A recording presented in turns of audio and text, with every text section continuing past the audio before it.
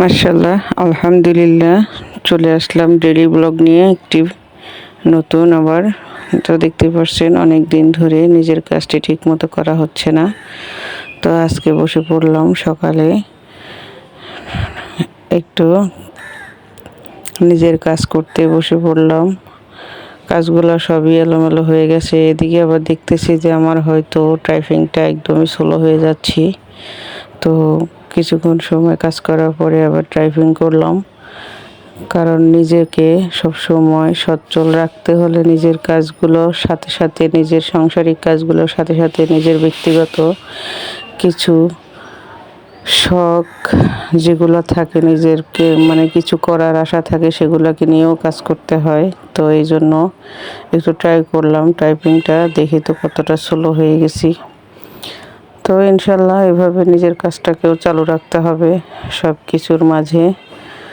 আসসালামু আলাইকুম আমার প্রিয় ভাই বাপুরা, দেশ ও দেশের বাইরে যে যেখান থেকে আমার ভিডিওটি দেখছেন, সবাইকে জানাই আন্তরিক শুভেচ্ছা। আপনাদের কাছে অনুরোধ থাকলো আমাকে একটি লাইক দিয়ে আমার ভিডিওটি দেখা শুরু করবেন, না একটি কমেন্ট করবেন। আমি অবশ্যই সেই কমেন্টের সূত্র ধরে আপনাদের কাছে যাব। আর সকাল সকালই আমার কাজ অনেক সকালে উঠে ফজরের পরে নামাজ কালামের পরের থেকে শুরু হয় কাজ। তারপরে নিজের জন্য 1 ঘন্টা সময় বের করতে হয় খুব কষ্ট করে।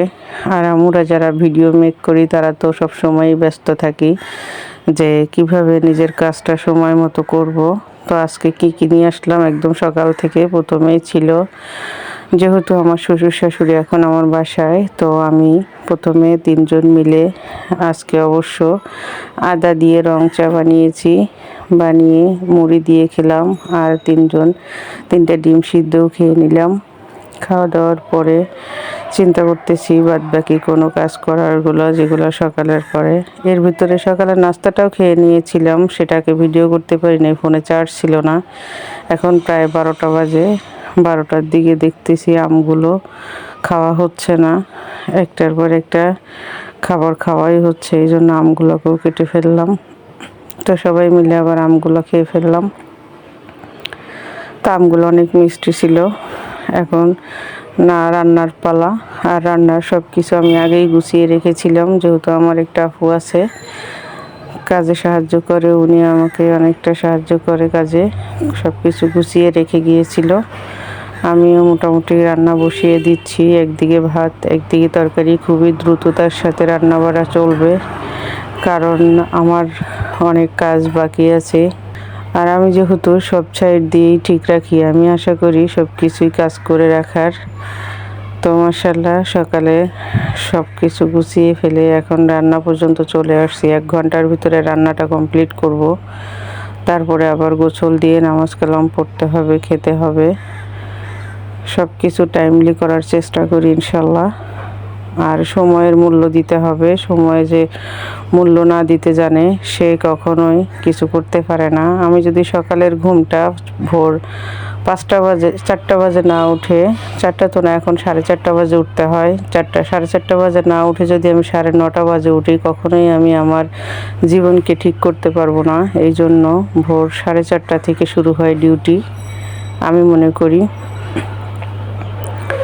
তো আমি রান্নাটা করতেছি, আজকে সিম্পল রান্না করব, একদমই গরুর মাংস দিয়ে পেঁপে দিয়ে রান্না করব।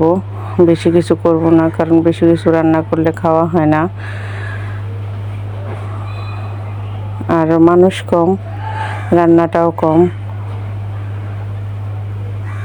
তো আমি পেঁপে দিয়ে গরুর মাংস রান্না করব, তো রেখে দিলাম। তো মাংসটা আমার কষানো হয়ে যাচ্ছে, দেখতেই পাচ্ছেন খুবই দ্রুত। আমি অনেক ভিডিওটা স্পিড বাড়িয়ে দিয়েছি, কারণ আমার অনেক বড় হয়ে যাচ্ছিল ভিডিওগুলো, এই জন্য সবগুলোই তো দেখানো সম্ভব না। এই যে মাংসটা কষানো হয়ে গেছে মাশাআল্লাহ অনেক সুন্দরভাবে। এখন আমি পেঁপেগুলোকে দিয়ে দিব।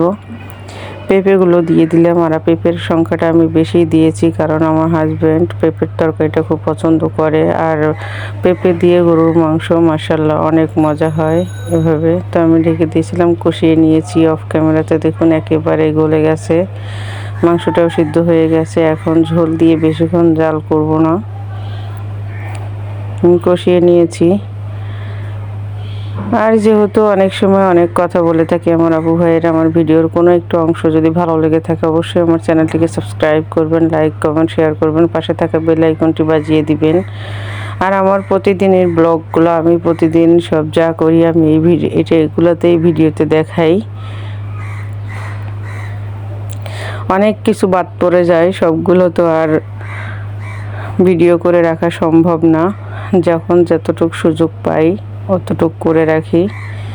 জীবন জীবিকাতে বহুত কিছু মানুষের বাদ পড়ে যায়, সবই ক্যামেরায় করে রাখা যায় না। তো মাশাআল্লাহ আমি ঝোল দিয়ে দিয়েছিলাম, এখন দেখুন তরকারিটা হয়ে আসছে। আর যখন তরকারিটা হয়ে যাবে আমি এটাকে রেখে দেব, চুলার উপরে রেখে দেব যেন ভালো গরম থাকে। আমি দিয়ে দিলাম জিরার গুঁড়া।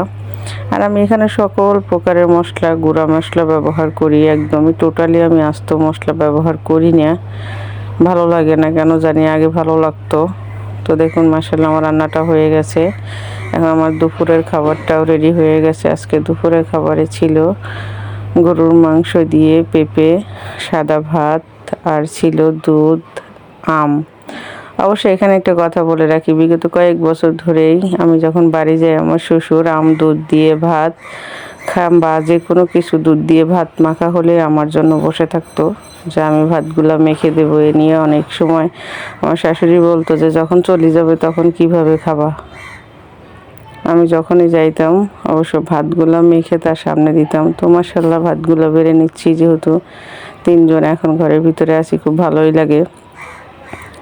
যখন একা একা ছিলাম মেয়েদেরকে মাদ্রাসায় দিয়ে তখন আমি কখনো ঠিক মতো খাই নাই। মাঝখানে প্রচুর পরিমাণ অসুস্থ হয়ে গেছিলাম অনিয়মের জন্য, এখনও অনেকটা ঠিক হই নাই, অসুস্থতা আছেই।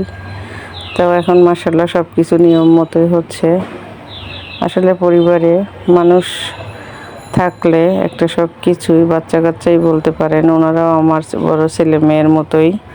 তো ওনাদেরকেও টাইমলি সব কিছু খাওয়া, ঘুম, গোসল এগুলো করাতে হয়, কারণ গোসলটাও এখন নিজেকে করিয়ে দিতে হয়। তো সব তিনজনে ভাত বেড়ে নিলাম, এভাবে ভাতগুলো বেড়ে নিয়ে এখন চিন্তা করছি আমিও খেয়ে ফেলি, খাওয়ার পরেই গোসলটা দিব। তা না হলে আবার আমার শাশুড়ি বলছিল যে তুইও খাই নে, তো আমিও খেয়ে নিলাম। খাওয়া দাওয়া শেষ হলেই গোসল দিব, কারণ অনেক কাজ করতে হয়। বাড়িতে ছিলাম কিছুদিন, তারপরে আবার ছেলেমেয়েরা সবাই বাসায় ছিল, অনেক নিজের কাজগুলো করা হয় নাই। ঝামেলা থাকে সব সময় সংসারে, সকল প্রকারের কাজ গুছিয়ে রাখতে হয়। অবশ্য সবাই বলে সংসারে কি কাজ, আসলে না, অনেক কাজ থাকে, যে কাজ সারা দিন করতে হয় তারপরও ফুরায় না। আর গরুর মাংস দিয়ে পেঁপে রান্নাটা অনেক মজা হয়েছিল, অনেক মজা একটি খাবার। আমি মনে করি তরল জাতীয় খাবার খেতে হলে অবশ্যই পেঁপে পারফেক্ট একটি খাবার।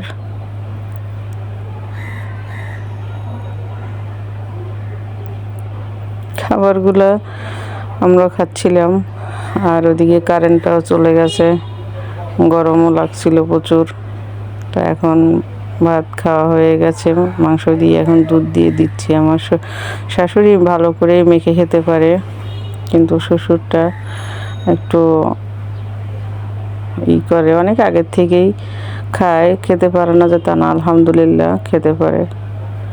তো আমি সব কিছু গুছিয়ে দিয়ে আমি আর বলতেছি যে আপনার ভাতগুলো আমি মেখে দেই, নিজেই বলতেছে দাও, প্লেটটা আমাকে আগায় দিচ্ছে দাও। তো আমি দিয়ে দিলাম সুন্দর করে ভাতগুলো মেখে। আসলে ছোটো মানুষের মতো, বাচ্চার মতো ভালোই লাগে। এটাও একটা অন্যরকম ফিলিংস আসে যে না, আমিও হয়তো একদিন এরকম হয়ে যাব। তো মাশাআল্লাহ দুপুরের খাবারটা শেষ, দেখতেই পারছেন। চলে আসলাম রাতের আয়োজনে। সবগুলো তো আর দেখানো সম্ভব না, রাতের বেলাতেও যেহেতু ঝোল আছে আর মাংস আছে। আমার হাজব্যান্ড বলছিল যে সবাই একসাথে যেহেতু রাতের খাবারটা খাই, আজকে সবাই রুটি খাবো।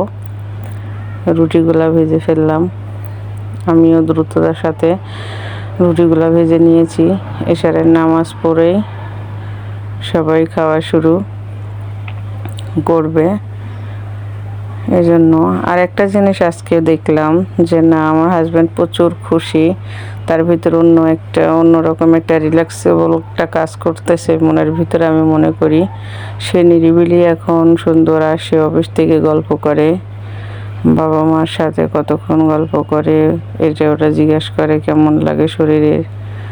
গল্প করার পরে আগে অবশ্য ফোনে ব্যস্ত থাকতো, এখন ফোনে ব্যস্ত থাকে না, কথাবার্তা বলে, একটু সময় কাটায়, খায়, ওখানে নাস্তা পানি খায়, সব কিছু করে। তো আমার রুটিগুলোও রেডি হয়ে গেছে, একসাথে সবাই খাবো। আর এটা ওনার কাছে নাকি খুবই বেশি ভালো লাগে যে না বাবা মাকে সাথে করি, অনেক স্বপ্ন যে বাবা মাকে কিছুদিন সাথে রেখে সন্তানের মতো লালন পালন করব।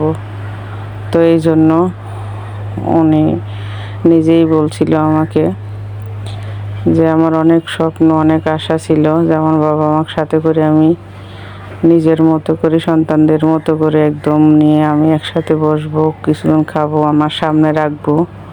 আসলে অনেক বছর ধরে চাকরি করে, বাড়িতে ওইভাবে অনেক দিন যেয়ে থাকা হয় না, গেলেও অনেকটা ঝামেলা থাকে, কোনো না কোনো ঝামেলা থাকে, কোনো না কোনো উৎসব থাকে, ঈদ থাকে বা যাই থাকুক, একটা একটা আরামে থাকতে পারে না, দৌড়াদৌড়ির উপরেই থাকতে হয়। তো এখন যেহেতু বাসায় আসছে, সুন্দর একসাথে বসে গল্প করে, খাবার খায়, যতটুকু সময় থাকে, এটাও তার জন্য নাকি খুবই সৌভাগ্যের ব্যাপার। তো আমি মনে মনে চিন্তা করি, পুরুষ মানুষ হয়তো অনেক কিছুই স্ত্রীকে বলতে পারে না, বলো না, কিন্তু আসলে সেরকম মনের মতো হলে সব কথাই শেয়ার করে, সব কিছু বলতে চায়, বলে। তো আলহামদুলিল্লাহ সব কিছু মিলিয়ে আমরা ভালোই আছি। আপনাদের দোয়ায় আমাদের জন্য সবাই দোয়া করবেন যেন আল্লাহ রাব্বুল আলামিন সব সময় সুস্থ সবল রাখে। ভালো থাকবেন সবাই, আল্লাহ হাফেজ।